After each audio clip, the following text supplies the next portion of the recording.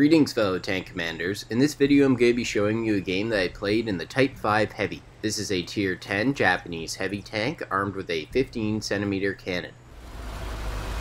The game I'm playing is a standard battle on Ensk with 4 Tier 10s and 1 artillery on each team. For this game my tank is equipped with a gun rammer, improved ventilation, and a vertical stabilizer. And I'm using a Japanese crew which has 13 crew skills and perks. This map provides some ideal close quarters fighting situations, which is perfect for the Type 5 Heavy, especially when there aren't too many Tier 10s in the game. I almost always start off with my HE rounds just in case I get a shot on a streaking light tank, but one thing still works out just as well. That's an easy 1171 damage to start off a game.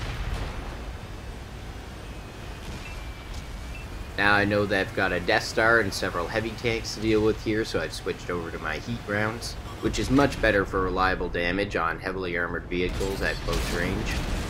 I didn't realize at the start here that my T10 teammate was using me as cover, and so when I pulled back it gave the enemy easy shots on him, but I tried to make up for it by blocking that one shot from the M103. When you're using a tank like the Type 5 Heavy in a situation like this, make sure to look for those opportunities to absorb some of the fire for your teammates, but try to still be consistent with your positioning so that your teammates can still work around you and get shots on the enemy. This is something I didn't take full advantage of this game because of the presence of that Death Star. Against most of these other tanks I wouldn't mind just letting them bounce off my armor like this and taking an occasional hit, but even the most heavily armored tanks in the game have to fear those Tier 10 tank destroyers.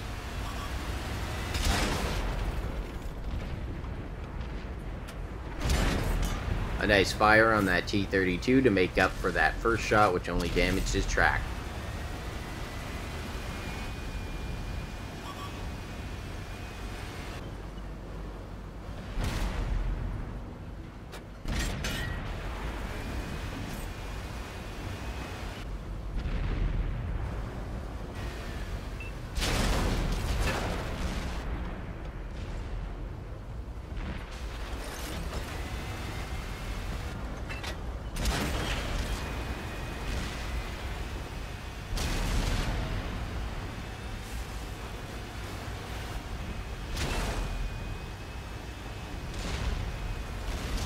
Now, I wasn't as keen as my teammate here to rush in like this. My team doesn't have a significant lead yet here, and there's more than enough enemies from different angles to start swarming us if we overextend too much, just like this.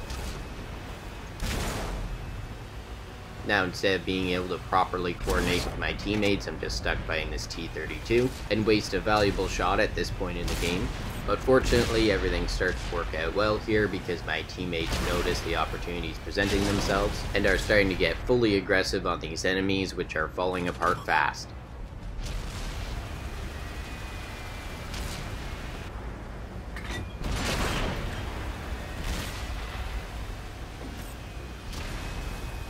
I could have chased down that Fatherland, but I decided to go for the enemy that had the most hit points. At this stage in the game, I don't really care if I take another hit in the side. I still have a repair kit to use if I need it, and right now it's just all about damage.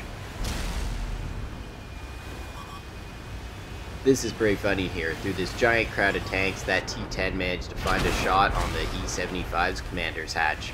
I didn't notice that one until watching the replay, but that was a good shot.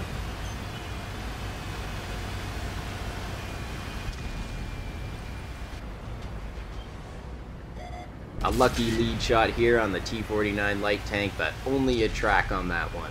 I would have liked to have rounded out this game with a little more damage, but I'll take the assisted damage.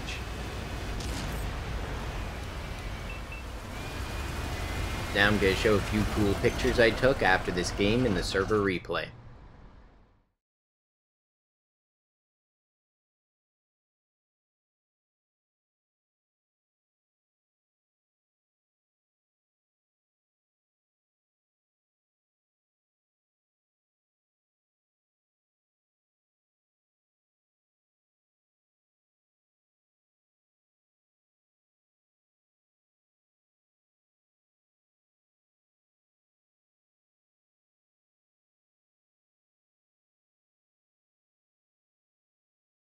Now let's check the post-game stats and see how I did. For this game I earned 22,000 silver without any multipliers and 4,788 experience with the 2x daily bonus. In this game I dealt 6,175 damage, assisted with 1,488 damage, and destroyed one enemy while blocking 3,890 damage. This earned me High Caliber, Mastery Badge Ace Tanker, Steel Wall, Cool Headed, and Confederate. Those are some pretty big numbers, and I'm really happy to have gotten the Ace Tanker in only 4.5 minutes. That's not something I find happens too often at tier 10. I placed at the top of my team, earning a base XP of 1,596. I managed to hit all 12 of my shots and penetrate 8 of those. I got a nice congratulatory message from my T10 teammate, who had a good game coming in third, especially considering he was trying to fight around a big Type 5 heavy. And let's face it, this tank is a corner hog even if you don't mean to be. In terms of crew and module damage, I damaged the ammo rack and the radio in the AMX 13105, damaged the engine in the Death Star, destroyed the fuel tank and damaged the radio in the T-32, and damaged the ammo rack and injured the loader in the Super Conqueror.